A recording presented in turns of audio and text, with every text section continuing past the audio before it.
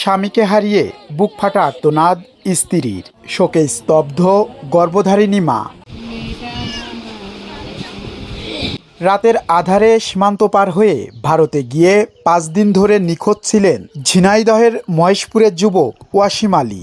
গত সোমবার থেকে নিখোঁজ হয় সে। এদিকে ওই সীমান্তবর্তী ইছামতি নদীতে অজ্ঞাত যুবকের লাশ দেখে ওই যুবকের বাড়িতে চলছে পরিবারের আহাজারি। পরিবারের ধারণা অজ্ঞাত ওই যুবকই নিখোঁজ ওয়াসিম আলী। আমার মেয়েটা সোমবারের দিন গেছে বাড়িতে, মেয়েটা ভারতেই গেছে, ভারতের সাথে তখন সে একটা ব্যবসা করতে ভারতেই গেছে। মেয়েটার খোঁজাখুঁজি করে মেয়েটার পাইনি। কালকে শুনলাম যে ওখানে নাশ ফেলে দিয়ে গেছে। আমি মেয়েটা যখন না পাচ্ছে আমি বলছি ওইটাই আমার বেটা। স্বজনেরা জানায়, গত শনিবার রাতে উপজেলার বাঘাডাঙ্গা গ্রামের ওয়াসিম আলী সহ আরও 3 জন অবৈধভাবে ভারতে যায়। রাতে সীমান্ত পার হওয়ার সময় ভারতীয় সীমান্তরক্ষী বাহিনীর সামনে পড়লে 3 জন পালিয়ে গেলেও ওয়াসিম আলী পালাতে পারেনি। এরপর থেকেই সে নিখোঁজ রয়েছে।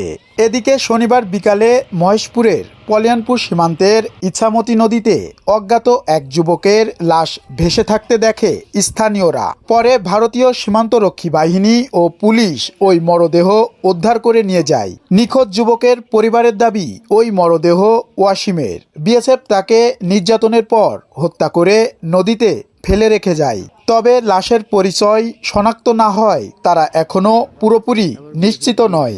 পরিবারের দাবি, মরদেহ ওয়াসিমের হলে পরিবারের কাছে যেন দ্রুত হস্তান্তর করা হয়। দেখলাম গাঙের ধারে, গাঙের ওই পিঠে উলু বাগান ঘাস আছে, ঘাসের মধ্যে একটা লাশ উপরে পড়ে আছে। মানে ভারতের ভিতরে ইছামতি নদীর ধারে আর কি লাশটা পড়েছিল পড়িয়ে, মানে ওই সম্ভবত ওরাই আবার নিয়ে চলে গেছে বিএসএফরা। মুখ টুক দেখা যায়নি, কার লাশ কি বাংলাদেশের কি ভারতের আমরা কিছু দেখেও নি, লাশ পড়েছিল। 4-5 দিন ধরে ওয়াসিম নিখোঁজ, আমরা খোঁজাখুঁজি করছি।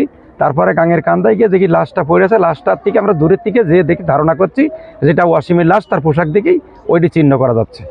যদি ওয়াসিমের হয় লাশটা অবশ্যই আমরা ফেরত চাই। এদিকে বিজিবি বলছে, এ বিষয়ে গতকাল ওয়াসিমের বাবা একটি অভিযোগ দিয়েছে। ভারতীয় সীমান্তরক্ষী বাহিনীর সঙ্গে যোগাযোগ করে লাশ শনাক্তের চেষ্টা চলছে। আমাদের কাছে দুপুর 10:30টার দিকে রমজান আলী নামক একজন ব্যক্তি আসছেন। তিনি এসে বলেছেন তার ছেলে ওয়াসিম নাম গত 3 দিন না 4 দিন ধরে, সে বলতেছেন নির্দিষ্ট বলতে পারছে না, 3-4 দিন ধরে নিখোঁজ। তো তারা তারা তাদের ধারণা যে ডেড বডিটা উপরে পাওয়া গেছে, এটা হয়তো তার ছেলে হতে পারে। তো তারা আমাদেরকে বলেছে এটাকে যদি হয়ে থাকে এরকম যে আমাদের ছেলে, তাহলে নিয়ে আসো যাতে দাফন করতে পারে। তো আমরা বিএসএফ কে তাদের যে ছবি দিয়েছে সেই ছবি আমরা বিএসএফ কে দিয়েছি এটাকে নিশ্চিত করার জন্য। ওয়াসিম আলী উপজেলার বাঘাডাঙ্গা গ্রামের আদিবাসী পাড়ার রমজান আলীর ছেলে। তার 4 বছর বয়সী একটি কন্যা সন্তান রয়েছে। MR Rasel, Bangla vision digital, Jhenaidah.